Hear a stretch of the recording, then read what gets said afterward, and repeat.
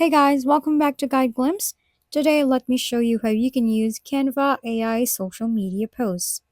Start by going to the Canvas homepage and clicking on Social Media. Select Quick Generate to begin. Choose the formats you want.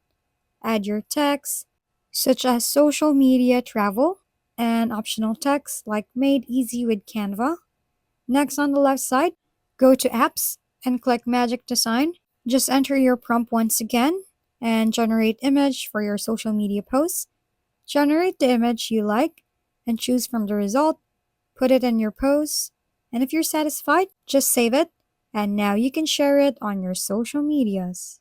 Once again, thank you for watching. This has been Guide Glimpse. Don't forget to like, share, and subscribe for more how-to videos.